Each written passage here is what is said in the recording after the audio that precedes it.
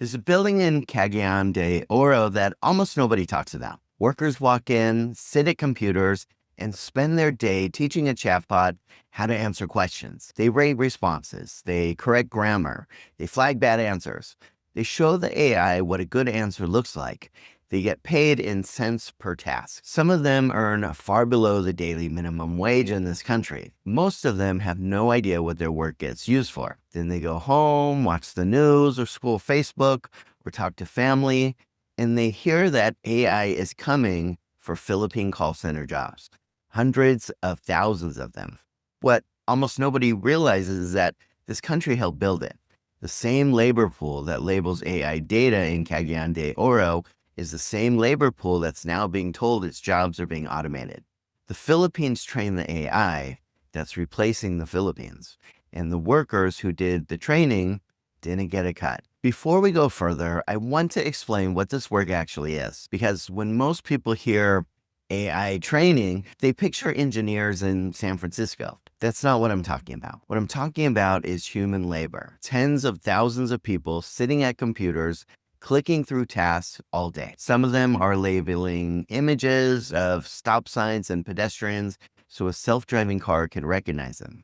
Some of them are listening to audio clips and writing down what was said. But the work that matters most, for what we're talking about today at least, is called reinforcement learning from human feedback, RLHF. That's the technique behind every chatbot you've ever used. Here's how it works. The AI gives two responses to a question. A human picks which one is better.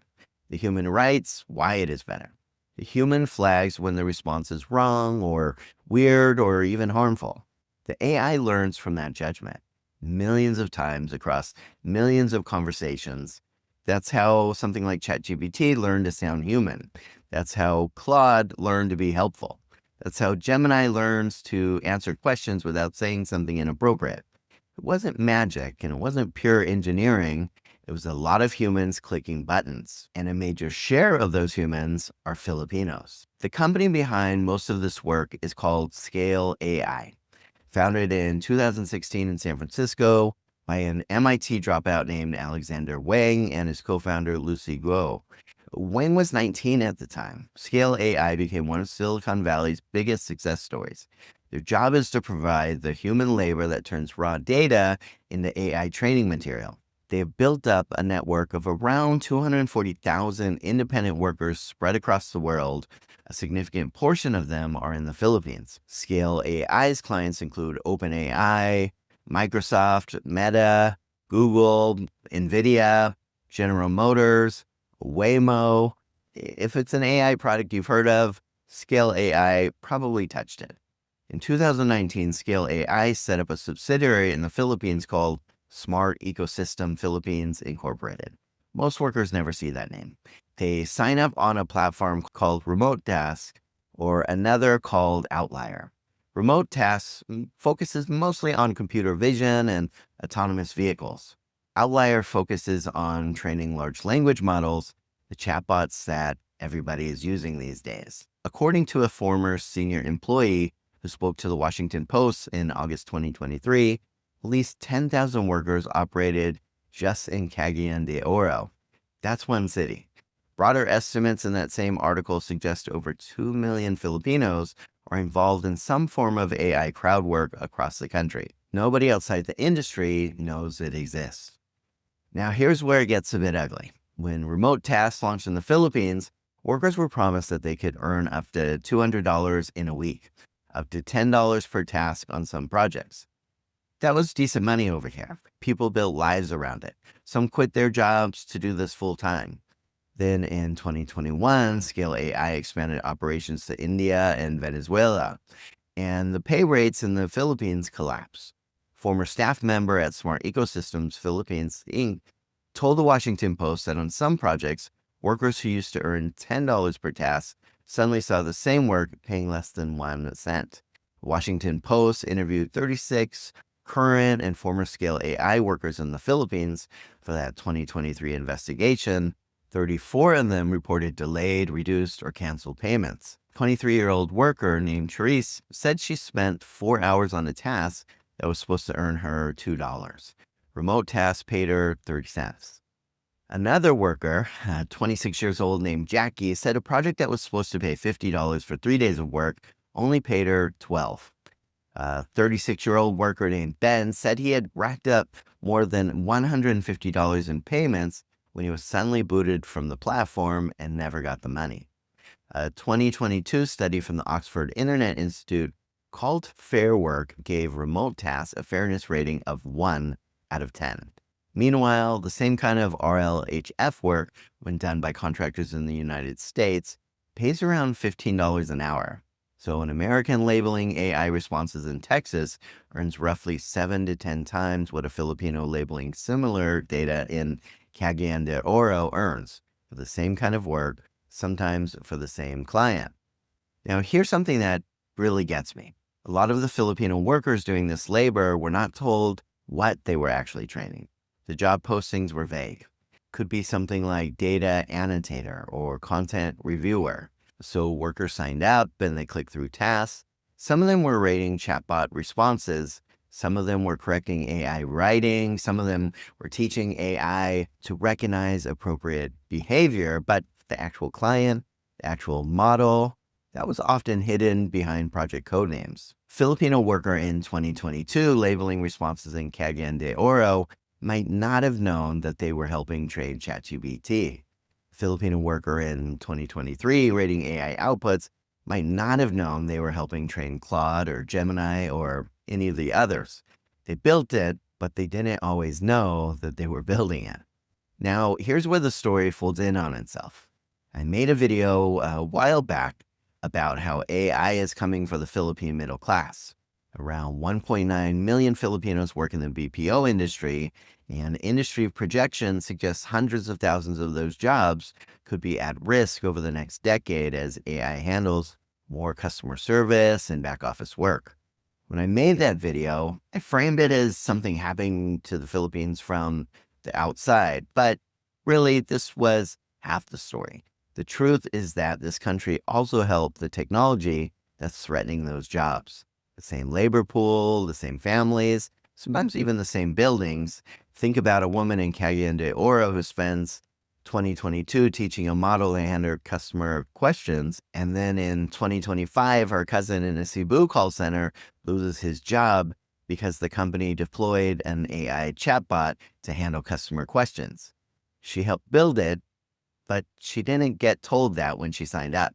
She got paid in cents per task. She didn't get a share of the value that work created. She didn't get notified when the model was deployed to eliminate her cousin's job. She just got the next task, and the next, and the next. So who actually got rich off all of this? Because it surely wasn't the people getting paid just mere cents for a lot of these tasks. Well, in June 2025, Meta invested $14.3 billion in Scale AI. Meta took a 49% stake in the company. The deal value of Scale AI at over $29 billion. Alexander Wang, the founder, left Scale to join Meta as chief AI officer.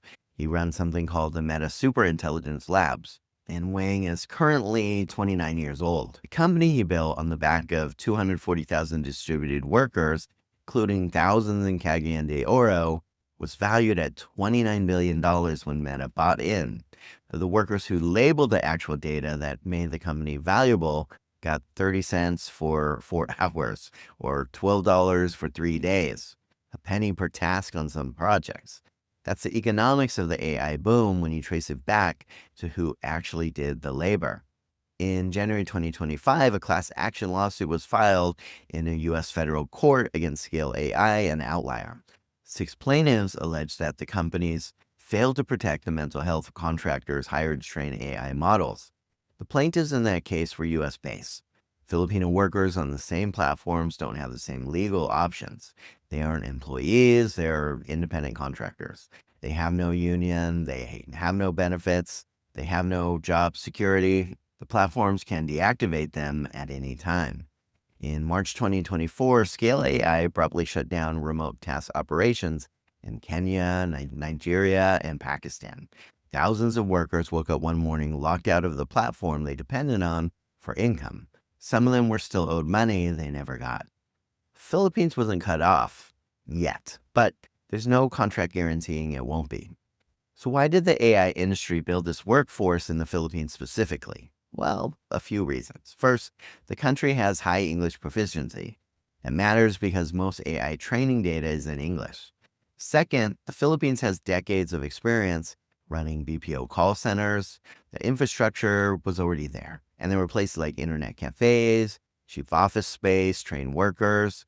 And third, there's almost no regulation of digital labor. In 2023, the head of the Department of Information and Communications Technology, the agency that regulates the tech industry, told the Washington Post that data annotation is an informal sector and that regulatory protective mechanisms are not there. That was the head of the agency saying on the record that the country doesn't really protect these workers.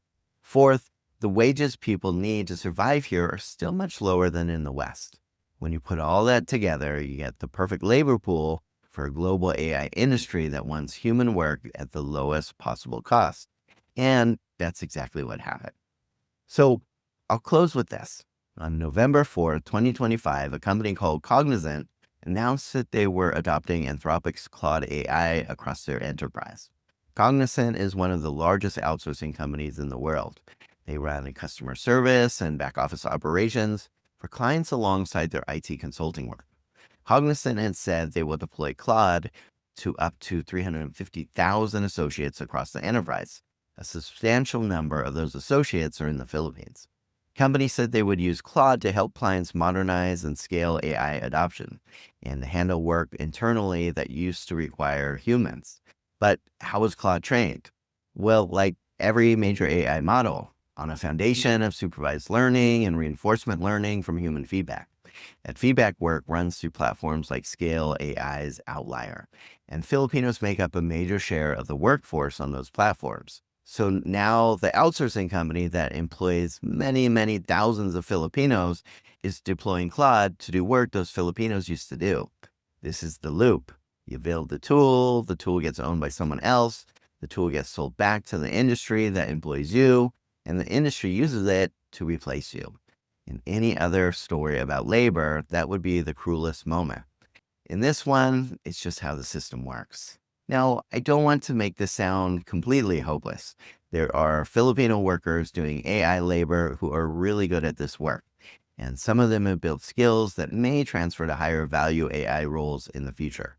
The country's high English proficiency and education levels mean Filipinos could play a much more valuable role in the AI economy if the regulatory framework catches up. But none of this is happening quite fast enough, at least from what I could see. Right now, hundreds of thousands of Filipinos are doing some of the most important work in the global AI industry, of building the products that will reshape how the world works, and they're getting cents per task for it. While the company they've built is worth $29 billion to Meta, while the AI products that Workforce trains get sold back to the outsourcing industry that employs their families. This is what happens when the people doing the actual work are invisible to the people buying the product.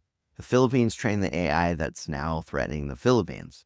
They got paid far too little to do the work, and almost nobody outside this country, or even inside this country, knows it happened. As always, guys, thank you so much for taking the time to watch. And if you believe this video would be meaningful to others, I would highly appreciate it if you would share it online. And take care.